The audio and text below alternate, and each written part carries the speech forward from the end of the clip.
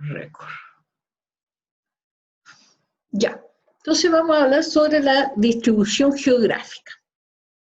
De partida, tenemos que hay parásitos que en realidad se pueden transmitir de una persona a otra persona, ¿verdad? O se puede transmitir a través del agua, se puede transmitir a través de la tierra, de las verduras, ¿ya? Y que no requieren nada del medio ambiente.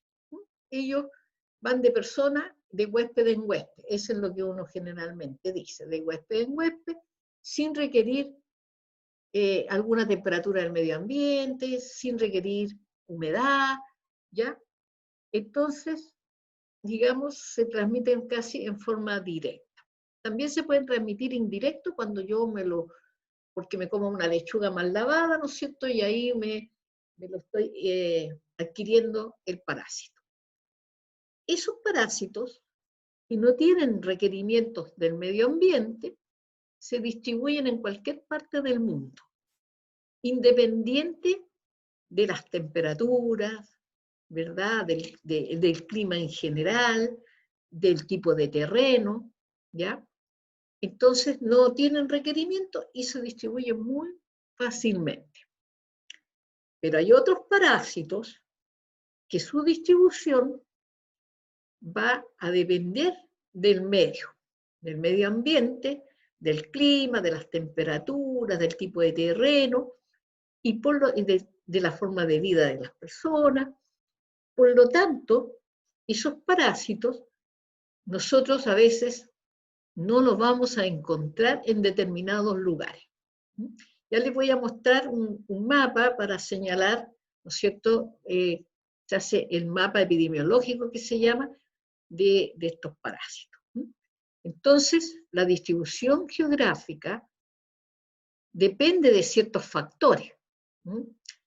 Depende de que esté presente la fuente de infección o infectación. De eso depende, que haya una fuente. Esta fuente, hablamos de infección cuando estamos hablando de estas enfermedades parasitarias que son endógenas, es decir, que nos afecta, por ejemplo, infección intestinal, o podemos tener una infección hepática, o sanguínea, ¿ya? A los distintos tejidos. Y hablamos de infectación cuando, ¿no es cierto?, se infecta en la parte externa, es decir, por ejemplo, el piojo, que está en nuestra superficie, que es un ectoparásito, ¿ya? Va, en ese caso, estamos hablando de una infectación por piojo, o pedículos, que es el nombre, y no una infección por pedículos o por piojo, ¿ya? Entonces tenemos que aprender poco a poco, ir haciendo estas diferencias. ¿Ya? Entonces de eso va a depender. ¿De qué más va a depender? Del parásito. ¿En qué sentido depende del parásito? Depende del ciclo de vida que tiene ese parásito y dentro del cual requiere o no requiere necesidades del medio ambiente o tener huéspedes intermediarios que participen en el ciclo de vida. Depende en el fondo de sus necesidades y del ciclo de vida. Si las necesidades, como yo les dije recién, no requiere del medio ambiente, no requiere de huéspedes intermediarios, se traspasa muy fácilmente y lo vamos a encontrar con una gran distribución geográfica. No así aquellos que van a requerir de este medio ambiente, ¿ya? Que lo van a necesitar, que haya determinada temperatura, porque si no, no puede continuar con su ciclo de vida. Ahora, para que pueda haber distribución obviamente, del parásito, como es parásito, requiere vivir en el huésped, entonces, para que exista eso, tendrá que estar el huésped susceptible. ¿Qué quiere decir? Porque esto lo vamos a usar bastante de ponerle el apellido. huésped susceptible. Va a ser aquel huésped al cual el parásito puede afectar o se puede establecer, en el cual se puede establecer, porque a veces hay parásitos que son exclusivos del hombre. ¿Mm? Exclusivos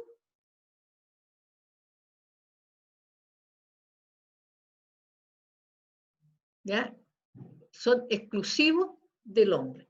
Por lo tanto, afecta solo al hombre. O hay otros parásitos que son exclusivos de determinados animales. Entonces, ¿quién va a ser el huésped que tiene que estar presente para un determinado parásito? Su huésped susceptible. Pueden haber más de uno, de una especie. Y factores también de qué va a depender del clima, para aquellos que tienen exigencia, y un factor muy importante que hoy día cada vez ha tomado más importancia en el sentido la migración. Hoy día nosotros hemos visto que la migración es, es demasiado, ¿ya? Es decir, hay mucha gente que se traslada de un país a otro. Todos los países tienen una cantidad de migrantes importantes que obviamente nos traen también consigo algunos agentes infecciosos. Pensemos en los parásitos. Por ejemplo, acá en Chile, nosotros tenemos una epidemiología parasitaria que no es muy extensa, porque nuestro largo país tiene distintos climas, ¿ya? Pero con la llegada de las cantidades de migrantes que vienen de zonas tropicales, ¿no es cierto?, sobre de la línea del Ecuador, ¿verdad?, ellos traen consigo otras infecciones parasitarias que se dan en esos climas, que requieren ese clima de tipo tropical, ¿ya? Entonces, hoy día nos dicen, oye, pero tenemos que estudiar los esquistosomas, por ejemplo, que nosotros no lo vemos, normalmente pues, no tenemos. O no, ahora hay que fijarse en este otro parásito porque hemos encontrado casos. Yo le voy a contar un hecho, por ejemplo, que nos ha sucedido a nosotros, ¿ya? Nosotros, Arica fue una ciudad que tuvo en su tiempo malaria. Pero eso se erradicó y se erradicó de Chile. Resulta que cada cierto tiempo llegaba un paciente malárico, generalmente en los barcos de transporte de carga, que venían del oriente. Entonces ese paciente se enfermaba, acá lo curaban, lo mandaban rápidamente para sacarlo, obviamente, porque en esta zona sí está el vector, el que lo transmite. Entonces se sacaba rápidamente. O como está erradicado, había que tratarlo, no podía dejarse sin tratar, pero de ahí, una vez que ya se estabilizaba, se sacaba del país. ¿Ya? Resulta que en ese tiempo nosotros lográbamos reunir para nuestras clases de parasitología algunas láminas de malaria. Como es una muestra de sangre, reuníamos algunas láminas y teníamos para mostrarle a nuestros alumnos.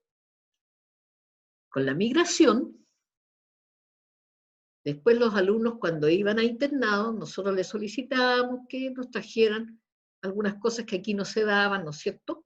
Empezaron a llegar láminas de malaria, de distintas especies, porque hay 4 especies que causan la malaria. Llegaban 3 especies que ahora tenemos para mostrarles a ustedes, ¿no es cierto?, de malaria. Y nos llegaban de los alumnos que iban a hacer su internado a los hospitales de la zona metropolitana. ¿Qué es lo que había ocurrido? Había ocurrido de que habían llegado muchos migrantes de zonas donde la malaria es muy importante, con prevalencia, tiene prevalencias altas. Ellos son pacientes maláricos, pero cada cierto tiempo ellos les dan las crisis y ahí aparecen los parásitos en la sangre. Y por otro lado, estuvieran en La región metropolitana no era de riesgo porque allá no se encuentra el vector. Por lo tanto, no era de riesgo. Pero sí, ellos se enfermaban, les sacaban las muestras, y nuestros alumnos nos empezaron a traer muestras de distintos plasmodios. Eso es lo que pasa con la migración, que hace que se encuentren, ¿no es cierto?, más parásitos, variedad de parásitos, de zonas que habitualmente no existen.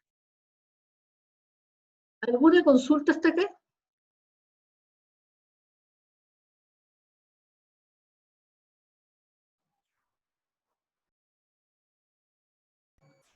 ¿Lo profe, todo claro? ¿Sí? Profe, Dígame. ¿podría repetir la diferencia entre infección e infectación, por favor? Allá. La infección, nosotros nos vamos a hablar de infección cuando ocurre en el interior del organismo.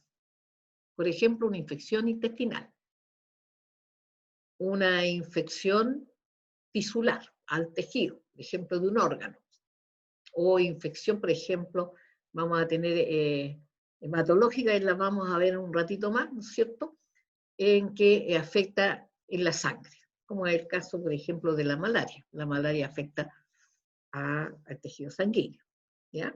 Entonces, ahí tú hablas de infección. No así cuando el parásito está fuera de uno, fuera de tu organismo, en la superficie o fuera, que se llaman los ectoparásitos. Por ejemplo, yo te puse el piojo en el cuero cabelludo, ¿cierto? Ahí vive. Entonces es un ectoparásito y por lo tanto es una infectación por piojo, no una infección.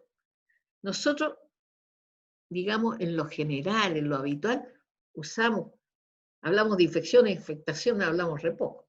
Pero acá tenemos que aprender nuestra diferencia. Cuando yo digo, hay una infección una infectación por parásito, ustedes tendrían que decir, ¿no es cierto? Sí, se ha establecido un parásito externo, un ectoparásito en la superficie. Por ejemplo, la sarna. La sarna también da en la superficie de la piel, ¿ya? Entonces es un ectoparásito. La pulga también es un ectoparásito, porque la pulga cumple etapas de su vida en el suelo y otras etapas en un huésped. También es un ectoparásito. ¿Ya? ¿Te queda claro? Sí, profe, súper claro, muchas gracias. Ya. Bueno, si no hay más dudas, pasemos a la siguiente diapositiva, en que vamos a mostrar lo que es un mapa geográfico. Bueno, este es un mapa geográfico, lo encuentran en cualquier parte. Pero aquí está hecho desde el punto de vista epidemiológico. Y acá dice distribución mundial. Este es un gusano, ¿eh? Son dos gusanos que son muy emparentados, y uno es el Necator americano y el otro es el Ankylostoma duodenal, ¿ya? Género, especie. Están señalizados, se construyó su distribución en el mundo, ¿ya? Entonces acá tenemos puntito finito, que es el Necator, puntito grueso, el Ankylostoma. Entonces yo voy a mirar este mapa y voy a decir, a ver, ¿dónde tenemos una mayor distribución del Necator? Bueno, yo lo veo acá, por eso se llama americanos, ¿no? Fíjese cómo afecta ¿no es cierto?, a América. Tengo en Centroamérica, un poquito, ¿no es cierto?, bastante en esta zona que es muy tropical, que es la zona, ¿no es cierto?, donde nos encontramos en Brasil, ¿no? Tenemos todo esto, hay una alta prevalencia de Necator americano. Y en la otra parte donde encontramos es en el África central. ¿Se fija? Mucha prevalencia. Esto está lleno de Necator americano. También tenemos un poquito de Necator americano acá, y tenemos también, ¿no es cierto?, por aquí, otro poquito, ¿ya? Acá. Y tenemos el anquilostoma, si fijan, esto de aquí, acá está Chile, nosotros teníamos la región de Lota, ahí tuvimos anquilostomiasis, ¿ya? Entonces en esta zona no es mucho lo que hay, pero existe. Después tenemos bastante más acá, ¿cierto? Esta parte, aquí tenemos, y acá tenemos un poco, ¿no es cierto?, que es la parte africana, la parte norte, ¿no es cierto? Acá en Italia, un poco en España, ¿verdad? Aquí. Bueno, ¿y dónde no tengo? Acá no hay. Y se fijan, acá tampoco no hay. ¿Qué significa? ¿Qué nos dice este mapa? Todo lo que nosotros podemos sacarle a un mapa de distribución geográfica es ver. Se encuentra, ¿no es cierto?, en las zonas que son de la parte de la línea del Ecuador, ¿verdad? Y los adyacentes, o sea, los dos hacia el lado. ¿Se fijan? ¿Dónde no se encuentra? En las zonas muy frías. Acá, en las zonas más frías, ¿cierto? Las zonas cercanas a la parte sur, la parte norte, ¿no es cierto? Las zonas más frías no se encuentran. Ustedes ven estos países limpiecitos. ¿Por qué? ¿Por qué no se encontrará ahí? Porque quiere decir que este parásito, ambos, requieren de algo del medio ambiente para completar su ciclo y poder transmitirse. Porque solo lo encontramos hasta aquí, fíjese, cerquita esta zona acá y hasta esta zona como mucho más, ¿no? Uno mira esto mismo, acá está en esta puntita nomás, acá ya no. ¿Por qué? Porque acá ya cambió la temperatura. Eso quiere decir que este parásito requiere de permanecer algún tiempo en el medio ambiente. Y que ese medio ambiente cuente con determinadas características, ya sea de temperatura, de humedad, ¿ya? Para que pueda continuar el ciclo de vida. Si un individuo que venga de por esta zona y que esté infectado y llega acá, estos parásitos se eliminan, la forma infectante van a salir por las heces, ¿eh? ¿Ya? Y vino y viajó y se fue por acá, por el Canadá, ¿no es cierto?, acá arriba. Y el individuo, los hábitos no son muy buenos y defeca a campo abierto, que le llamamos nosotros, en cualquier parte. Y va a eliminar elementos parasitarios de estos, ya sea anquilostoma o necato. ¿Qué va a ocurrir? Que nadie se va a adquirir la infección por necator o por anquilostoma, ¿no es cierto?, a partir de estos elementos que dejó este individuo que venía infectado. ¿Por qué? Porque estas temperaturas que se encuentran acá no van a permitir que el elemento que eliminó este individuo infectado continúe con su desarrollo. ¿Ya? Eso es lo que ocurre en general. ¿Ya? Entonces, cuando nosotros tenemos un mapa geográfico, si yo les pongo a ustedes un mapa geográfico de otros parásitos, puede ser, ¿no es cierto?, ustedes pueden inmediatamente saber.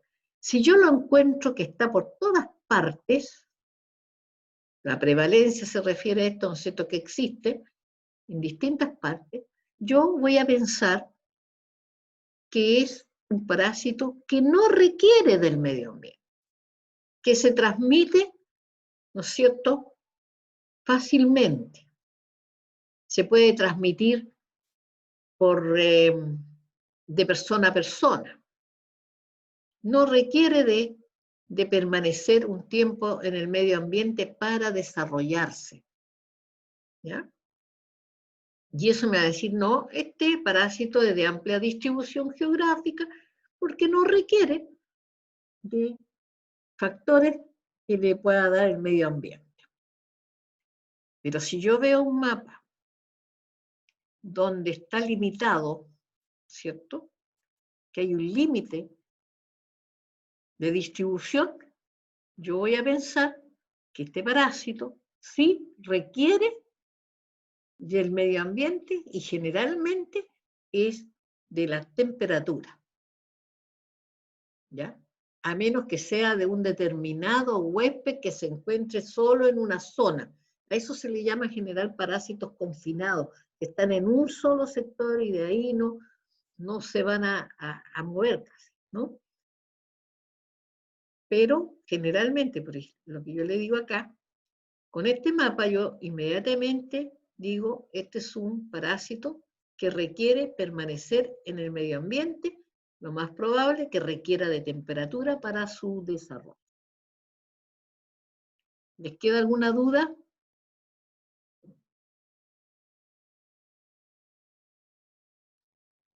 ¿No? No, profe, todo claro. Ya, que les quede clarito qué yo puedo obtener de estos mapas geográficos, ¿eh? ¿Cuál es el objetivo? Hoy día si hiciéramos el del coronavirus tendríamos que ponerlo por todas partes, ¿se fijan? No requiere del medio ambiente porque lo traen las personas y lo transmiten de huésped a huésped. Acá es para que analicemos esta situación porque esto tiene que ver, ¿no es cierto? Cuando nosotros dijimos que dependía del parásito. Una, dependía del clima, ¿verdad? De las temperaturas, dependía de la migración, pero también dependía del parásito. Y dependía que hubiera fuente, porque si no hay fuente no hay transmisión. Entonces, por ejemplo, que este mismo yo se los muestro en el otro video, que está en el es un parásito, es un gusanito, que le dicen el piduye, que si ustedes ven su ciclo de vida no requiere nada. Sale por acá, por la parte intestinal, rectal, sale el huevo, un huevo que tiene una larvita dentro, esa larvita chica que está ahí, y lo único que necesita es contactarse con el huésped e ingresar por la boca, nada más. Y ahí va a entrar por el tubo digestivo, va a pasar por aquí, por acá, y se va a instalar en una primera instancia, acá, el intestino delgado, y posteriormente ya como adulto, acá tenemos hembra y macho, este es el macho, esta es la hembra, se va a producir acá una cópula y después la hembra va a poner los huevos y van a salir los huevos que puedan infectar, ¿no es cierto? Pueden transmitirse a otros huéspedes. Esto lo puede hacer de huésped en huésped, de forma muy directa. Por ejemplo, los niños, que es común esta parasitosis, un niño se la transmite a otros niños, no va a costar mucho. En este otro caso que está acá, tenemos un huésped, también es un gusano que se llama Ascaris, este es el macho, esta es la hembra. Bueno, estos gusanos van a estar, ¿no es cierto?, acá en el intestino delgado. Ellos se ubican acá, intestino delgado. Aquí se produce la cópula y va a salir por las heces, van a salir los huevos. Pero estos huevos que salen no están fertilizados, es decir, si yo me comiera, palabras bien textuales, en un alimento este huevo, no me haría nada. ¿Por qué? Porque no ha generado en su interior esta larvita. Tiene que estar la larva. Entonces, que va a permanecer, tiene que permanecer en el medio ambiente. Esto simula la tierra, la planta para que le dé la sombra y haya la humedad, y tiene que haber una temperatura promedio de 25 grados.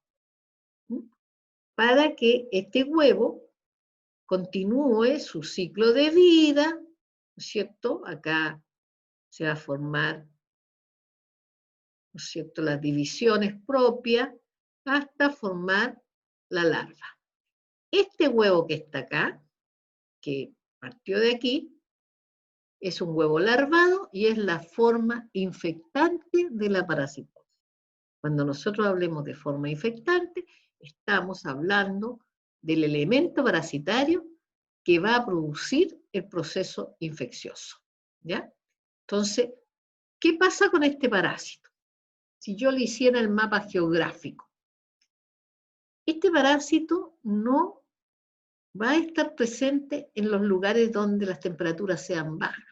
Por ejemplo, acá en Chile no va a estar presente en Punta Arenas, porque la temperatura no va a permitir el tiempo que requiere para desarrollarse el huevo en el medio ambiente. Y si no lo hace, si esta persona tiene malos hábitos y me lo transmite directo, no va a pasar nada. ¿Por qué? Porque tiene que desarrollar esta larva. Entonces, si ustedes le construyeran el mapa geográfico, yo lo colocaría, ¿no es cierto?, cerca de los trópicos, ¿verdad? Y la línea del Ecuador, por donde generalmente tenemos grados de humedad y temperaturas más altas que sean constantes. No sacará que suba, no sé, pues a 25 grados y después de 5 o 6 días con 18 o con 15 grados. No, tiene que ser temperaturas relativamente constantes para que este huevito pueda continuar, ¿no es cierto?, su evolución y pueda llegar a infectar a otro huésped para nuevamente multiplicarse y volver a eliminar, de esa manera conservar la especie. Profe, ¿Sí? yo no entiendo esa flecha que aparece desde el recto hacia la planta. Esta, la azul, Eh, esta que estoy indicando, sí, sí, sí, ya. sí. Esa. Que esto significa que va a salir eliminado, ¿no es cierto?, en las S, y tiene que, por eso dice S, que tienen que llegar a estos espacios, a un lugar húmedo, que tiene que tener la temperatura y que tenga que tener, ojalá, un poco de sombra para que no se deseque el huevo, porque si fuera puesto en el desierto tampoco sirve, porque ahí podemos tener la temperatura, pero va a faltar la humedad y el huevo se va a desecar y no va a prosperar. ¿Mm? ¿Te quedó claro? Sí, sí, sí. Ya. Gracias. En todo caso, después todo se va a ver en clase, ¿no? Ya. ¿No hay duda? ¿No? Ya. Entonces, en general, la distribución geográfica diríamos que va a depender del parásito, del huésped susceptible que esté presente, porque no saca nada con ese parásito que caigan en una parte de la temperatura, los huevos estén, ¿no es cierto?, listos para ser transmitidos si no está el huésped que requiere este parásito. Y va a depender de las migraciones, y va a depender, ¿no es cierto?, por un lado la fuente, que va a ser el que lo lleva, por el otro lado, ¿no es cierto?, va a depender del huésped que lo reciba y de los requerimientos que tiene el propio parásito, ¿ya? Entonces ahora podemos pasar a ver la enfermedad parasitaria. ¿Mm? O sea, aquí vamos a ver cómo se transmite, ¿ya? Y cómo van ocurriendo las etapas. Aquí vamos a mostrar un esquema donde la frecuencia de las infecciones en general, también podemos decir de las infectaciones, ¿ya?, depende de ciertas cosas, de ciertos factores. Por un lado, depende que esté el huésped susceptible, es decir, la susceptibilidad del huésped. Y por el otro lado, de la presión de la infección. La presión de la infección se refiere a la cantidad, ¿no es cierto?, de parásitos que están en el medio que se puedan transmitir. ¿Ya? Entonces, de eso depende que haya transmisión, que haya enfermedad parasitaria y, ¿no es cierto?, en el fondo, de qué va a depender esta presión, de estar presente el parásito, pero tiene que tener las condiciones ambientales y depende del nivel socioeconómico. ¿Mm? En este sentido, si hablamos de la presión, condiciones ambientales. Si el parásito, por ejemplo, requiere de un ambiente, bueno, del clima, tendría que ser uno de ellos, o no necesariamente puede ser del clima, puede ser de cómo esté el medio ambiente. Por ejemplo, podría ser que estemos hablando de un lugar rural, donde habitualmente las condiciones sanitarias, ¿no es cierto?, de contar con alcantarillado, con agua potable en zonas muy rurales, ¿no es cierto?, no se cuenta. Entonces, tiene otro tipo de ambiente en el cual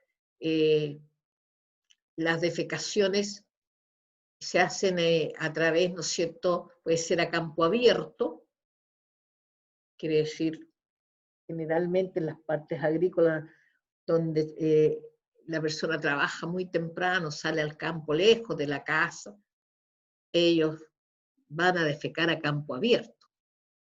O que se usan las letrinas, que son aquellas, ¿no es cierto?, que la emisión de las heces, ¿no es cierto?, caen directamente a un canal, y ese canal va a ir a regar los lugares de más abajo, ¿ya? Se lo va a llevar.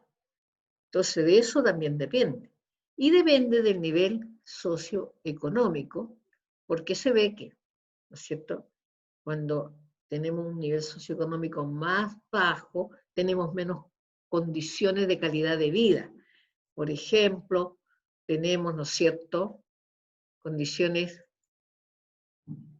como ya les decía, no cuentan con alcantarillado, cuentan con agua que se la ponen en tambores, ¿ya? Esas cosas hacen que sea más propicio, ¿no es cierto?, para adquirir una infección.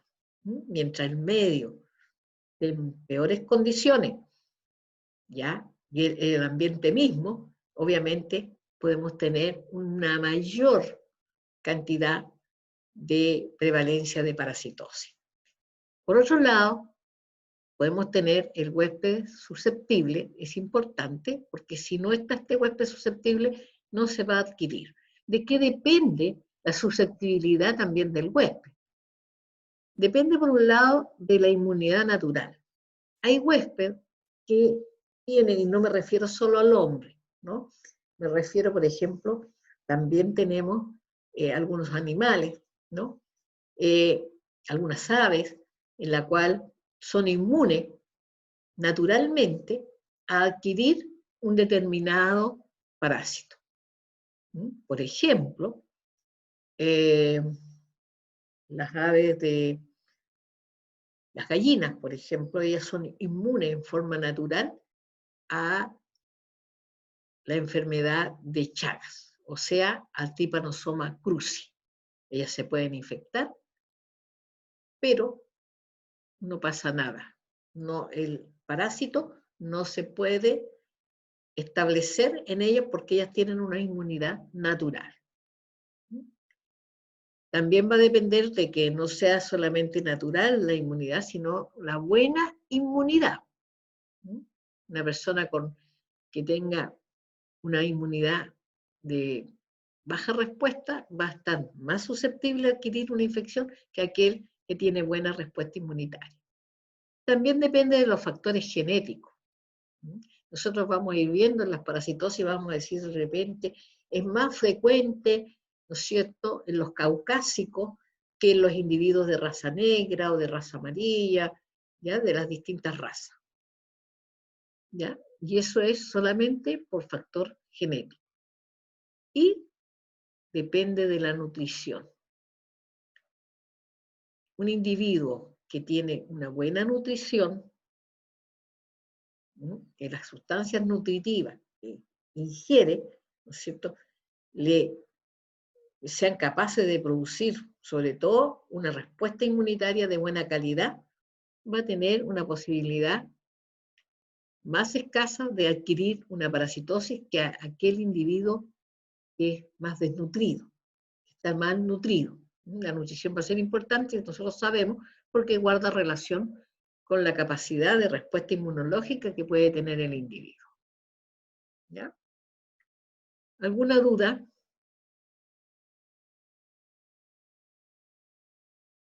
¿No? Seguimos entonces. No, profe, doctor. Ya. Vamos a clasificar las parasitosis, la clasificación clínica de las parasitosis. Lo vamos a clasificar según su morfología. ¿Ya? La morfología de los parásitos nosotros la dicta en la clase, ¿no es cierto?, la primera clase de generalidades. Pero acá lo vamos a estar repitiendo. Según la morfología del parásito, vamos a tener que si el parásito es un protozoo, vamos a hablar de protozoosis. ¿Ya? Si el parásito es un helminto, o sea, un gusano, hablamos de helmintiasis. Y si es de artrópodo, no, ahí no vamos a decir artropodosis ni nada, sino que simplemente es, ¿no es cierto?, una clasificación de una parasitosis por artrópodo. ¿Ya? Aquí no le vamos a poner estos apellidos que se le colocan, ¿no es cierto?, a la parte de infección. También lo podemos clasificar según la localización en el sistema y en los órganos. O sea, según dónde el parásito se ubique finalmente, es decir, donde tiene el hábitat. Y vamos a hablar de, por ejemplo, de una enteroparasitosis, cuando el parásito, su hábitat, es el intestino. Estamos acá, cuando estamos diciendo enteroparasitosis, estamos diciendo solamente que el parásito se instala, ¿no es cierto?, en el intestino. No estamos diciendo si en el intestino delgado, intestino grueso, ¿ya? No estamos dando localización, solamente decimos es del intestino.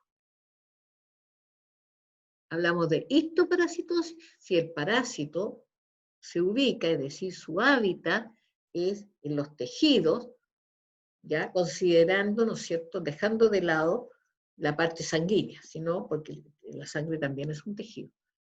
Entonces, vamos a tener cuando se ubica, por ejemplo, en el tejido, en el hígado, por ejemplo, que es un órgano distinto, hablamos de histoparásito porque afecta a los tejidos, o cuando se ubica en la musculatura, como la tritinosis, por ejemplo, ¿ya? Y hablamos de hemoparasitosis cuando el parásito, el hábitat, o va a cumplir etapas de su vida en la sangre. Puede estar afectando a los hematíes, por ejemplo, como el caso de la malaria, o puede estar simplemente, ¿no es cierto?, afectando en la sangre. O sea, puede estar el parásito ubicado en la sangre, siendo libre, pero en la sangre.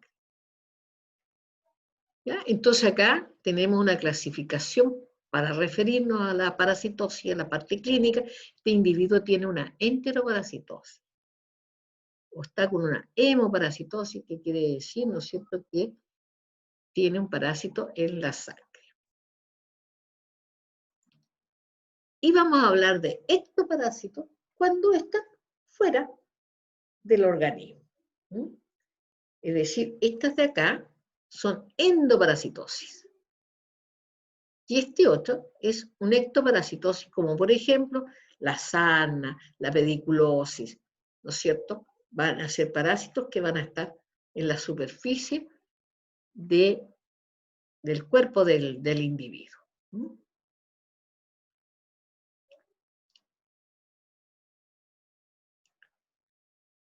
Y se van a clasificar también según la topografía. Y acá vamos a hablar ectoparásitos, los que están fuera, que ya lo hemos dicho, y endoparásitos los que están en el interior del organismo.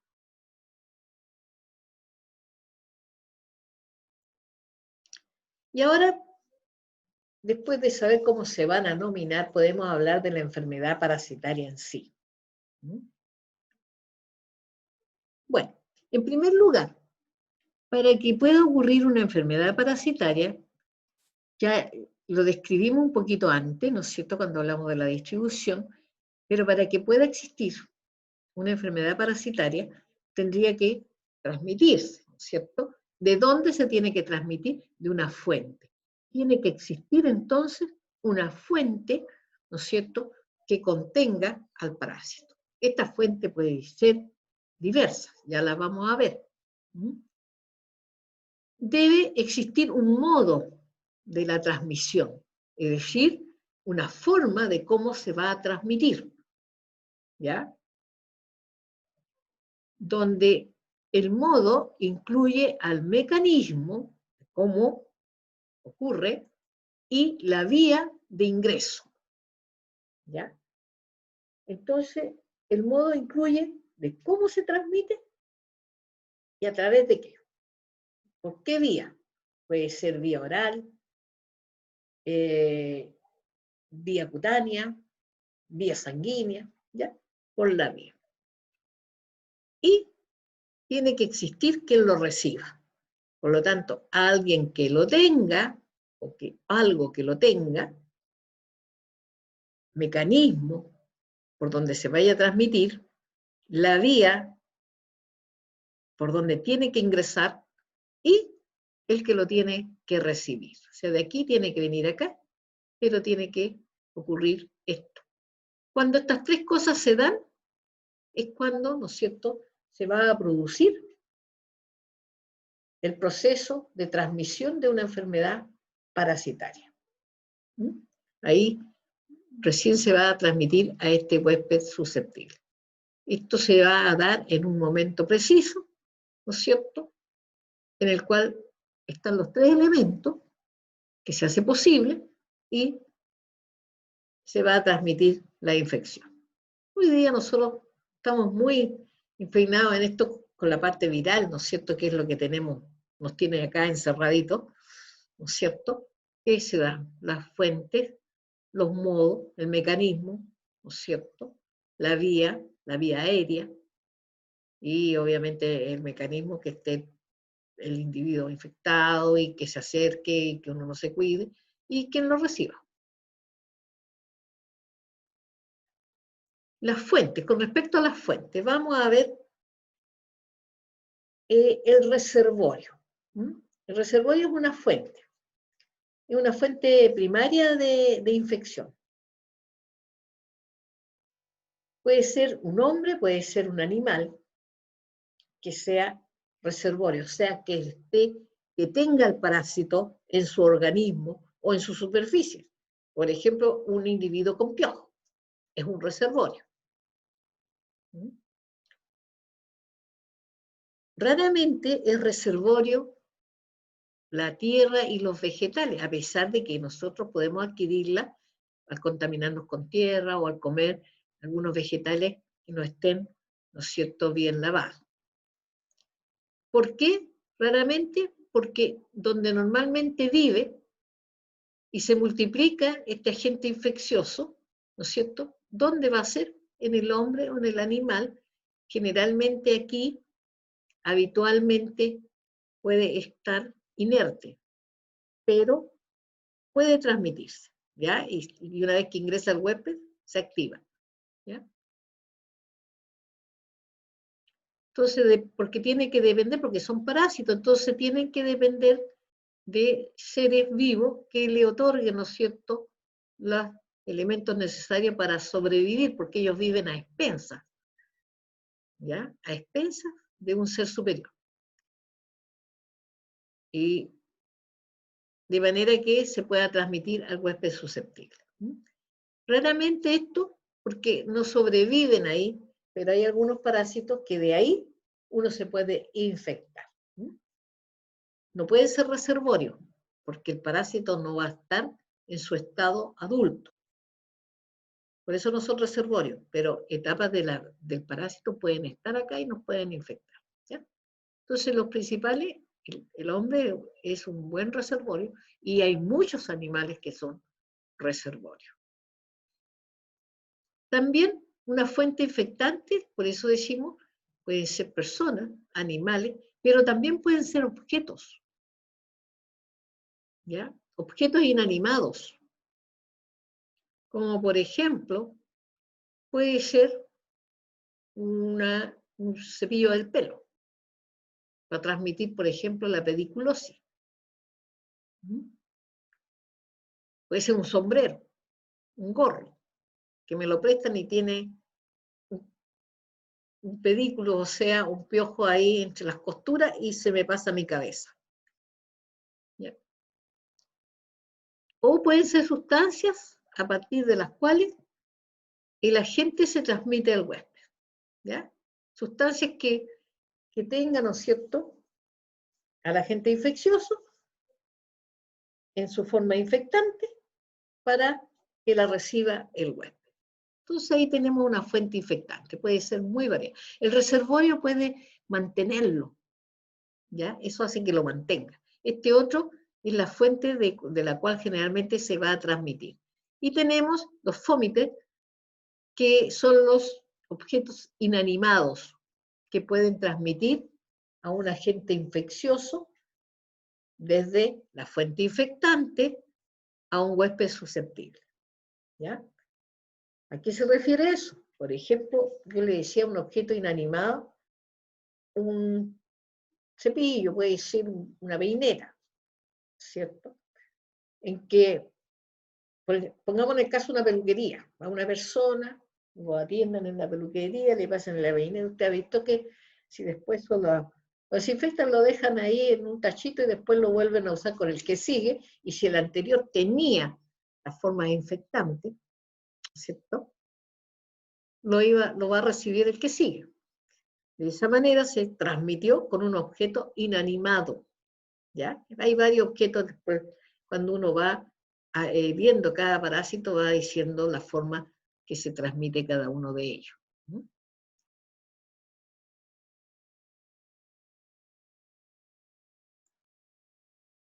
Y acá vamos a hacer una definición, porque como ya vimos, ¿no es cierto?, una fuente puede ser un animal o también puede ser el hombre. Entonces nos vamos a encontrar que hay muchas parasitosis que están dentro de lo que se llama la zoonosis. ¿Y lo que es la zoonosis? Son aquellas infecciones que son transmitidas en forma natural desde los animales vertebrados al hombre y viceversa, es decir, del hombre a los animales vertebrados.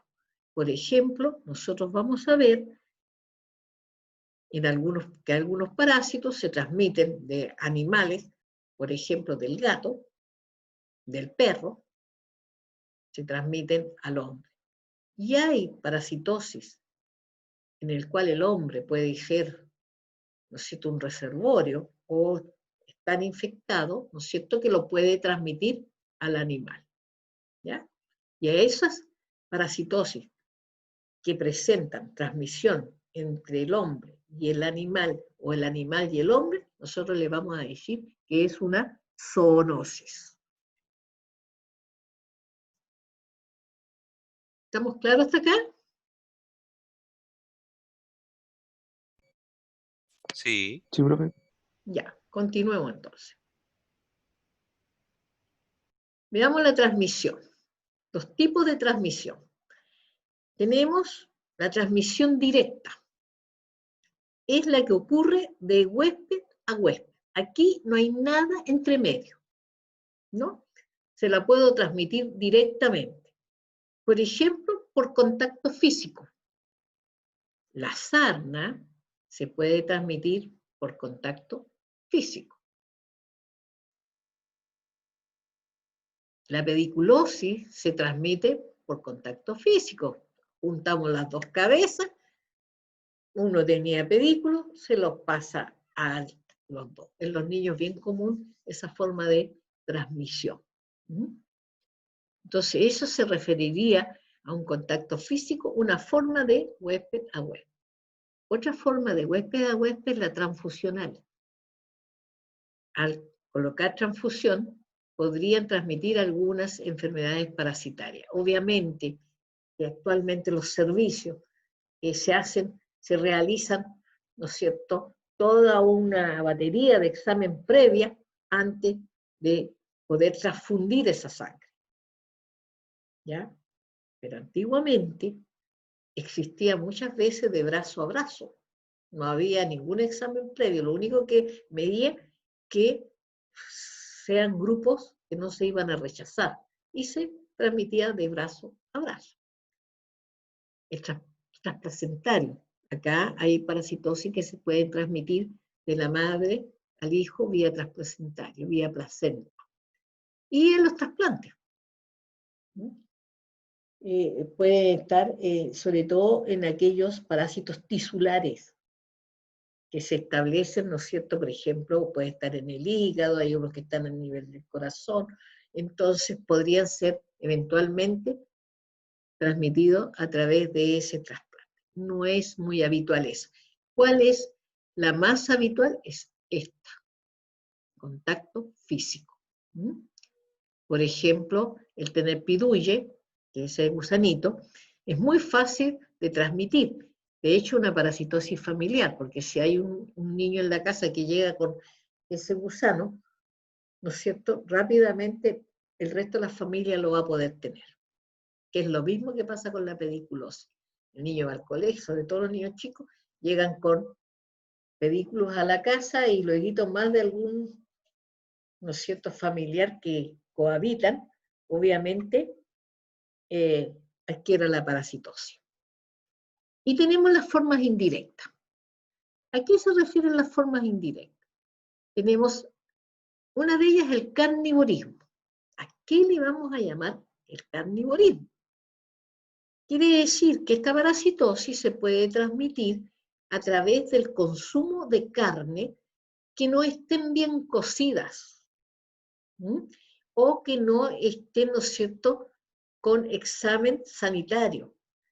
Porque cuando los animales se benefician, aquí uno le dice beneficio a matar al animal, ¿no? Es un tipo de beneficio bien especial, ¿verdad? Cuando el animal se beneficia debe pasar por un control, ¿no es cierto?, que se hace, control sanitario, que lo hace el veterinario, para que no vaya a tener, si es carne de cerdo, no vaya a tener triquinosis, ¿cierto? O que no vaya a tener una teniasis, ¿no es cierto?, el animal, ¿ya? Entonces, para, obviamente, que no se transmita al consumidor. Pero, muchas veces, los beneficios son clandestinos, que se llaman, ¿no es cierto?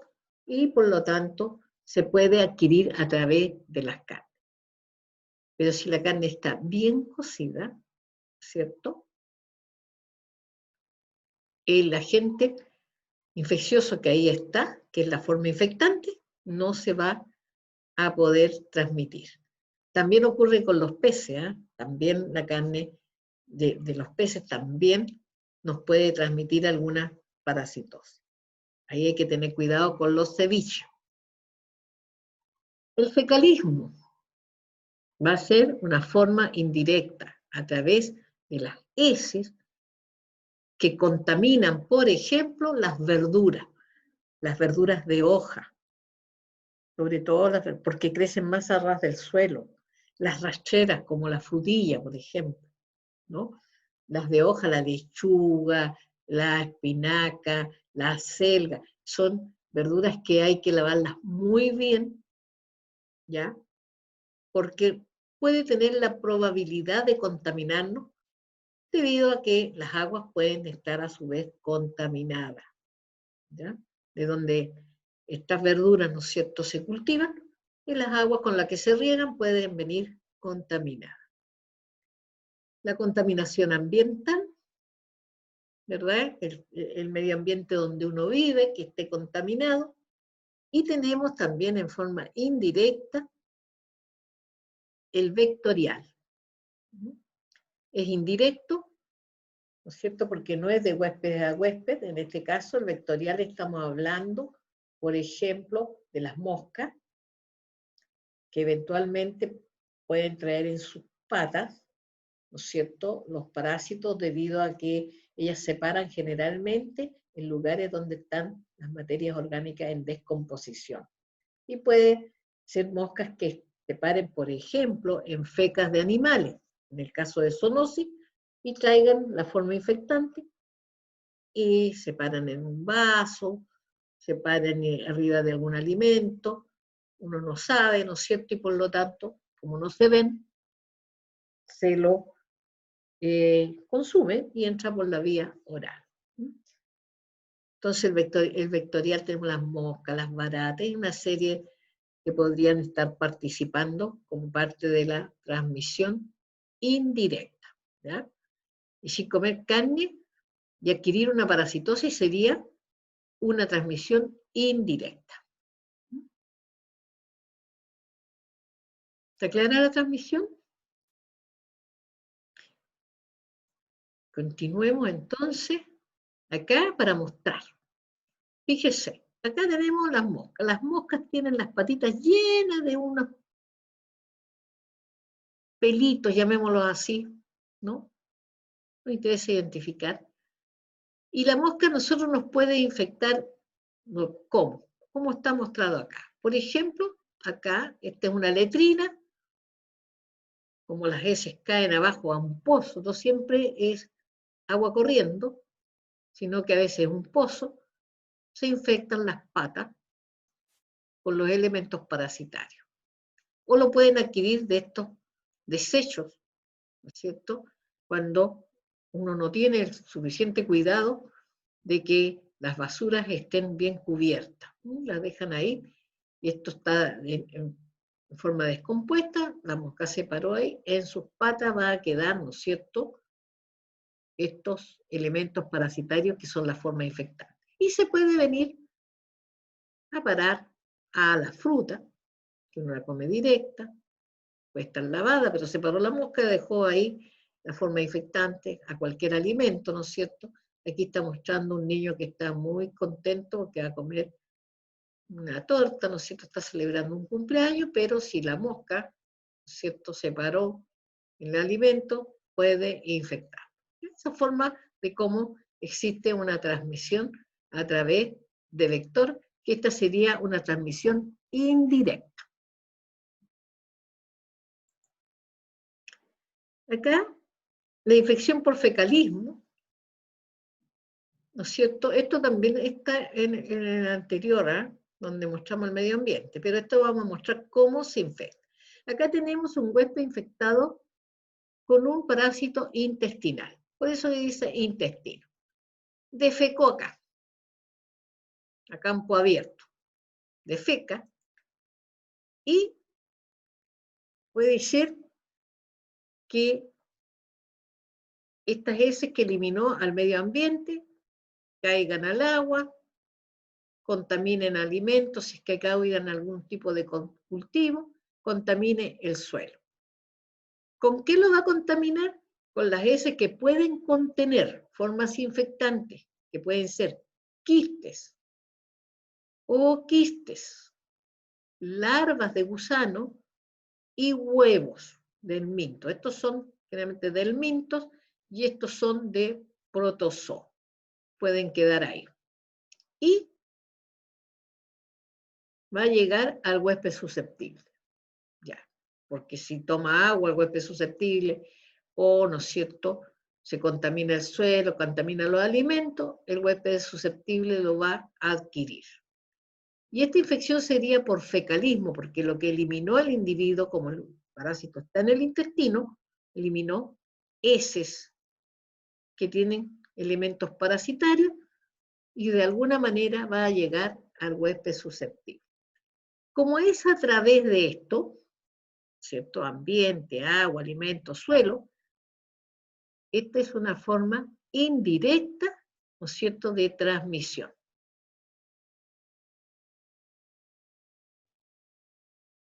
Aquí tenemos Otra forma de transmisión, pero esta ya es una formita más directa, esta va a ser directo, digamos de huésped a huésped.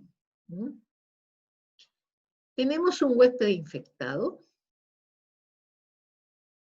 del medio ambiente, puede participar, pero la verdad que vamos a ver la forma directa.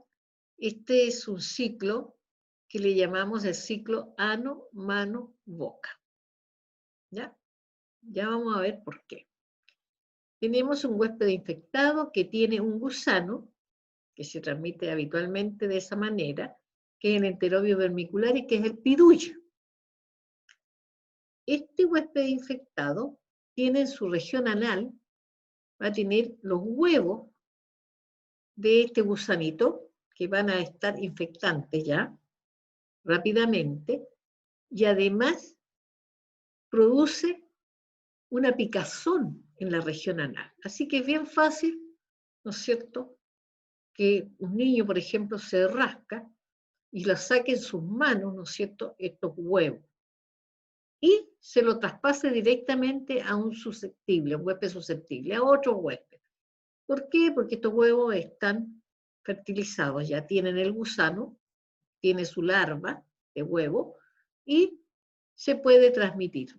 Por eso que se dice ciclo ano. En el ano tenemos los huevos fertilizados, ya, ¿no es cierto?, con larvados, la forma infectante, que se va a adquirir con la mano y se va a llevar a la boca. ¿A la boca de quién? A través, puede ser, ¿no es cierto? Pensemos en dos niños en el jardín. Ya, un niño tiene oxiuro, los niños son buenos para convidarse, buenos para abrazarse, ¿no? Ellos tienen otro sentido, son niños pequeños. Entonces, es súper fácil que un niño que esté infectado le va a picar la región anal y se va a rascar, nomás no va a decir, voy a ir a dar las manos, no, va a pescar después su manzana o lo que lleve para el recreo, ¿no es cierto?, digamos la colación, y le va a convidar al de al lado, sin problema, y le puede estar convidando, ¿no es cierto?, el huevo. Y él del lado se lo va a comer, porque no, además no se ven, ¿no? Esto es lo que vamos a llamar el ciclo ano-mano-boca. Esta es una forma directa de transmisión. Este huevo no requiere nada, simplemente que el gusano, la hembra, coloque los huevos, que la coloca en la región justamente perianal. Entonces queda muy fácil de transmitirse.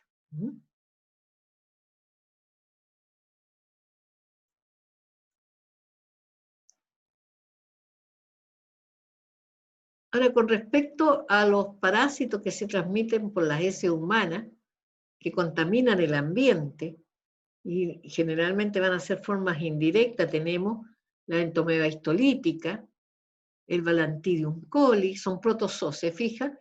La Yardia, los cristosporidios, la isospora, que se transmiten acá indirectamente a través del agua, de la tierra o de las verduras contaminadas.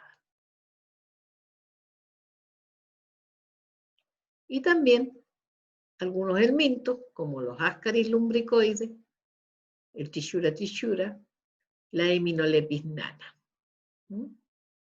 Es la cabeza de la Heminolepis nana. Es muy chiquitita en todo caso, acá está grande.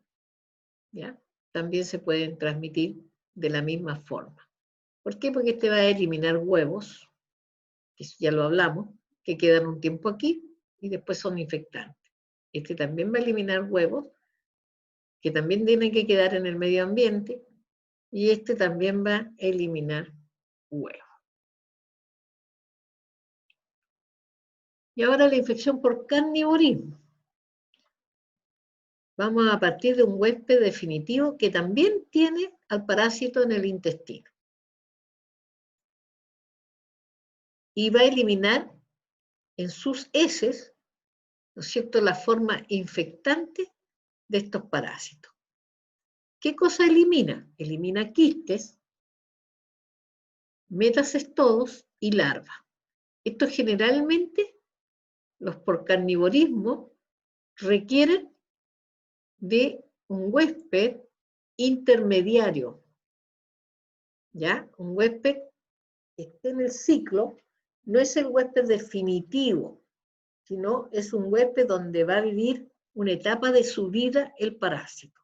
Entonces, acá tiene que llegar a este huésped, que esté presente, para que este huésped se consuma, ¿no es cierto?, algunos de estos elementos infecciosos, y ahí el parásito se va a instalar en los tejidos, ¿ya? Entonces esto no es difícil porque en los ambientes, ¿no es cierto?, sobre todo en aquellos donde hay pastizales, vamos a ver que habitualmente, ¿no es cierto?, donde existen estos pastizales, los animales van a pastar, van a defecar ahí mismo, entonces no es difícil que se vayan contaminando. Esto no se refiere exclusivamente al hombre, puede ser un animal infectado que infecte a otros o que infecte también, no al hombre, porque el hombre contadas veces va a ser huésped intermediario. Generalmente son los animales los huéspedes intermediarios. ¿Y esto qué va a ocurrir? Que este lo va a recibir un huésped susceptible. ¿Cómo va a pasar al huésped susceptible? A través de las carnes. Es decir, este animal tiene que ser, ¿no es cierto?, puede ser beneficiado, y este podría ser un hombre que coma esta carne contaminada. Y después luego este mismo huésped susceptible va a eliminar hacia el ambiente, ¿no es cierto?, las formas infectantes. También podría ser, por ejemplo, que un determinado animal se coma a otro animal infectado, a un ratón, por ejemplo, infectado, y lógicamente adquiera la parasitosis, ¿ya? Entonces, el carnivorismo en el fondo es adquirir la parasitosis por consumir, ¿no es cierto?, carnes con las formas infectantes, pero estas carnes tienen que tener la condición de no ser, ¿no es cierto?, la condición es de no estar muy cocida.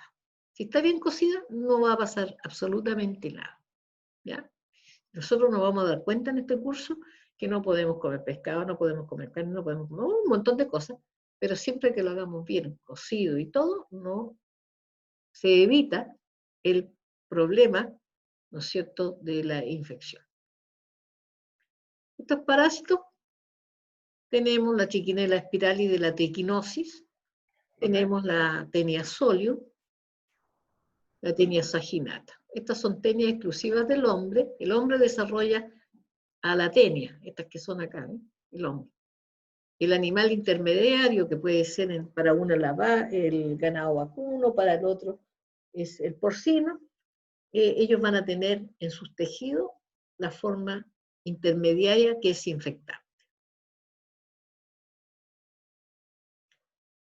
Con respecto a las vías de infección, tenemos la vía oral. Ya vimos que podía ser a través del carnivorismo, ¿no es cierto? Podía ser a través del fecalismo, consumir contaminaciones, por la vía oral. Sanguínea, tenemos que puede ser trasplante de órganos y transfusional. Tenemos por la vía nasal también unas parasitosis que van a ingresar por la vía nasal. Al respirar en el medio ambiente van a ingresar estos parásitos. La vía transplacentaria, que la vimos de la madre al hijo, y la cutánea, que vamos a tener dentro de la cutánea la vectorial, cuando, por ejemplo, tenemos una vía de entrada que nos pica el anófeles, por ejemplo, que esté contaminado con la malaria y al picarnos, ¿no es cierto?, nos va a introducir la forma infectante.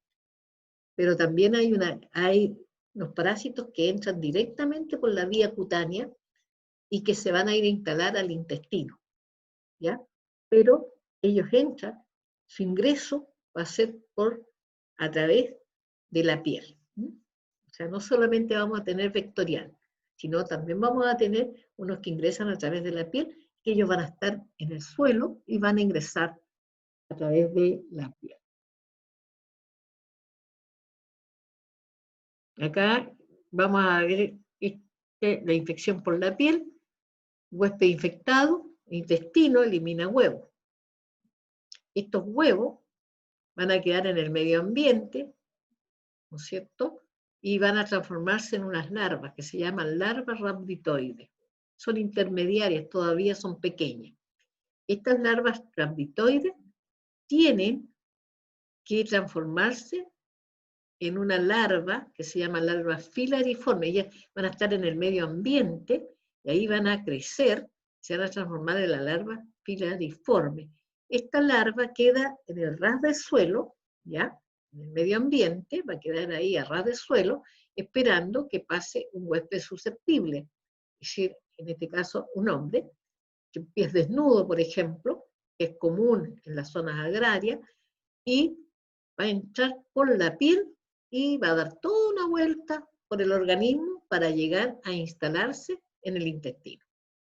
Esto acá tenemos al Ankylostoma duodenal, al Necator americano y la Strongyloides cercolaris. Estos son helmintos, ¿ya? Que se transmiten de esta manera, a través de la vía cutánea.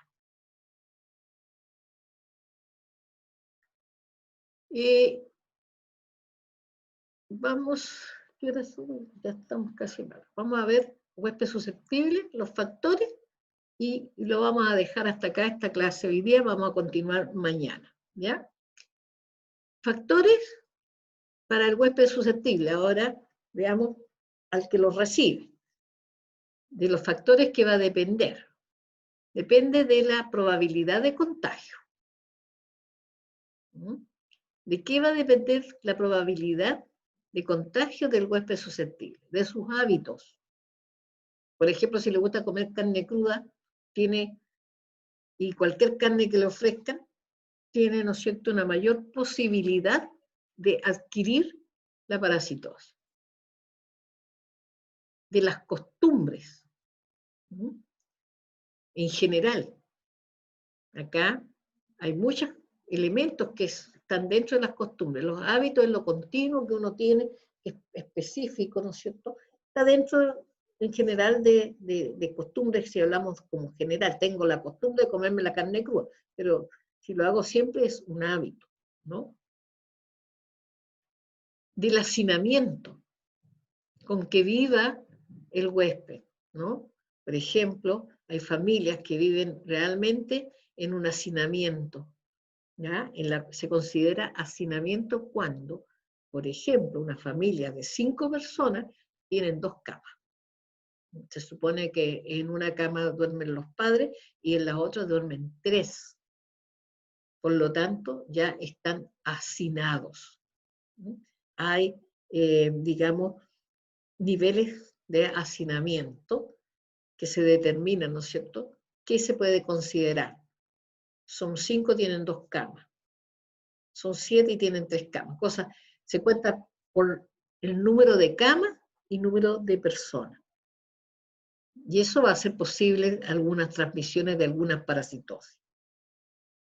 El nivel de vida, obviamente, si tienen, ¿no es cierto?, una mejor calidad de vida, que cuente con alcantarillado, con agua potable, eso les permite tener una mejor calidad de vida y obviamente eso disminuye la posibilidad de que el huésped se infecte.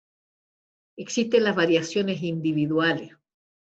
En las variaciones individuales tenemos las creencias religiosas. Van a intervenir de alguna manera. Lo voy a colocar fácil. Por ejemplo, ustedes saben que hay ciertas religiones que no consumen carne de cerdo, como por ejemplo la religión judía. Entonces, como ellos no consumen carne de cerdo, no se van a infectar con parásitos que transmiten en la carne de cerdo, como la triquinosis, por ejemplo. ¿Ya? Como no la consumen de ninguna manera, ni como carne, ni como derivado, que el paté, jamón u otro, entonces ellos no van a tener la posibilidad de adquirir la triquinosis, ¿ya? O sea, por religión, por una creencia religiosa, están en el fondo, ¿no es cierto?, protegidos de adquirir esa parasitosis. La estructura genética, eso depende. Hay, como yo le decía, por ejemplo, hablando del hombre, razas más susceptibles que otras a adquirir determinados parásitos. La inmunidad. Aquí se refiere también a, ¿no es cierto?, a la respuesta inmunitaria. De buena calidad, una respuesta de buena calidad, obviamente que sabemos que está unido a la nutrición. Por eso que depende de la nutrición. Y también depende un poco de la edad, ¿no? Los niños son susceptibles, como las personas, ¿no es cierto?, ya mayores, de adquirir algunas parasitosis, ¿ya? Algunos tipos de infecciones. Porque por su propia edad, por ejemplo, en el caso del niño, también tiene hábitos diferentes, ¿no? Pero además, desde el punto de vista de la inmunidad, tiene una menor respuesta, no ha creado toda su, ¿no es cierto?, su defensa, como uno dice. Y obviamente de la nutrición. Y vamos a dejar hasta acá esta clase, ¿no es cierto?, que sería de las fases de la enfermedad, ya para verla en sí, ¿no? Entonces, ya vimos la contaminación, pero